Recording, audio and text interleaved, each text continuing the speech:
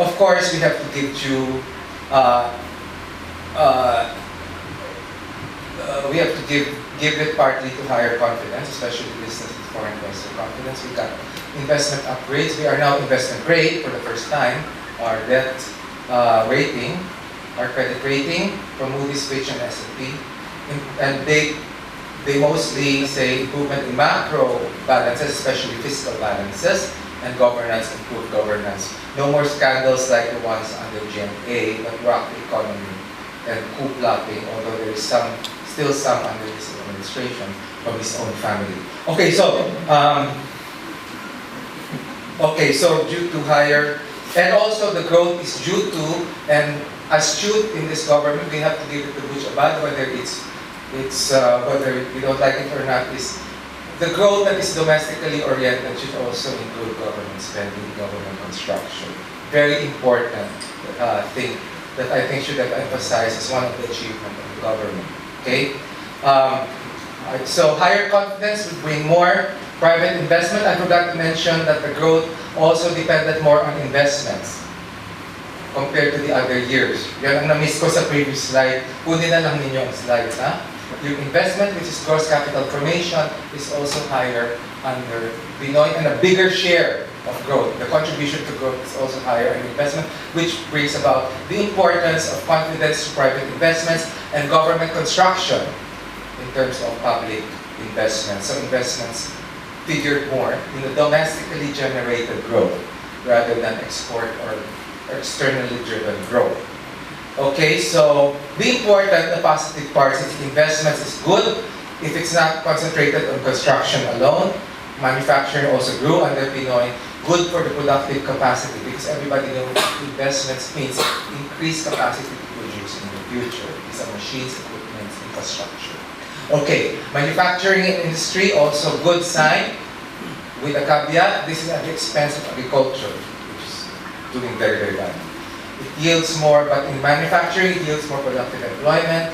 And it is in the manufacturing sector, if you read the history of other countries, where new and better technology is learned.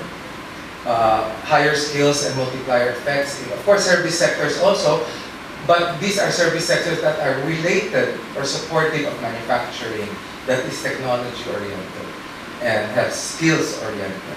It is important that our labor grow in terms of skills so that their pay will also get higher. This is a whole development process, more dynamic for us to be seen. If, again, in the right sectors, if some of you know money for this, we need money to do this sector study. This is too macro. So, ang sayang lang is, sorry if you get the gist of what I'm saying. It's domestically driven growth, and confidence-driven growth should have been good for domestic planning, economic planning, and strategizing. That is one little criticism I would have later on. We make some assumption here that the second half of the year that the government will push for some expenditures, primarily driven by towards the last half of the year expenditures because of the delays in the first half. So it will move to the second half. So that will push some of the expenditure extending well towards the first half of next year, also because it's election season. So definitely there will be some push towards the second half. So your second quarter essentially is already there. We cannot do much about it. We think that if we even assume that agriculture grew at 2% last quarter, you are going to see, you need to see manufacturing to grow higher. Because if manufacturing is growing like it was around this average of 6%, then the translation is just 5.5% for this second quarter. Okay, that's this actual red one is forecast. So if you go like that, it's only 5.5.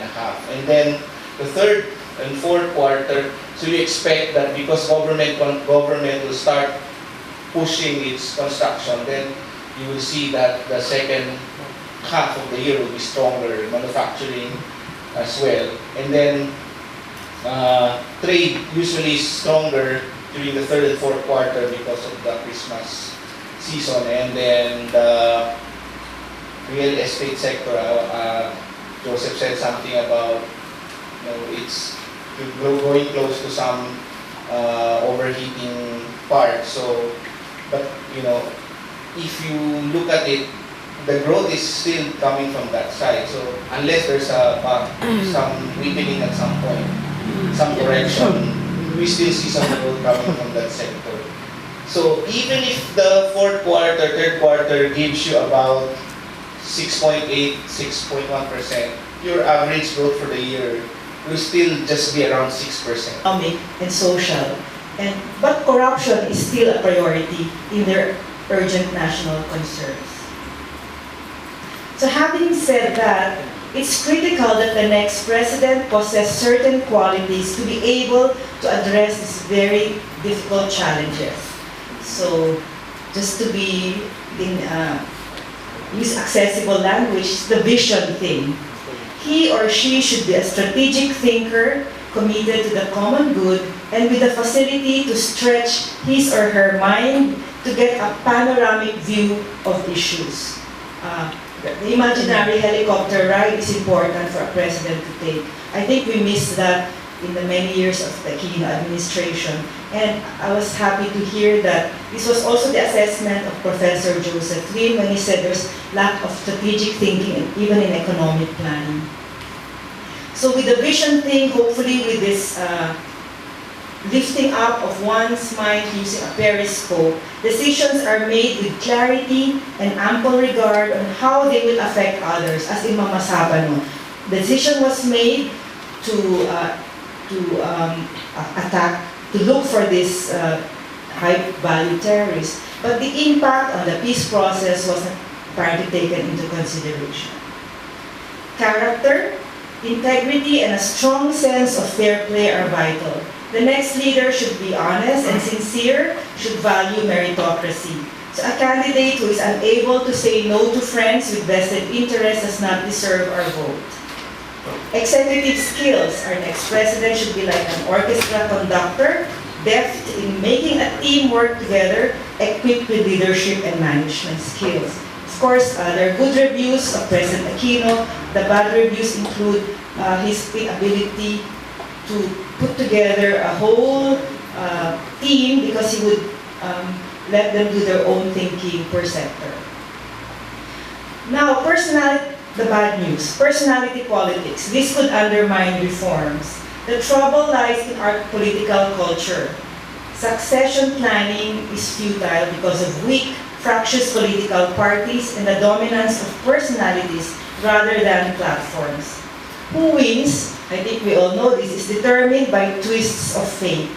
And elections are huge popularity contests.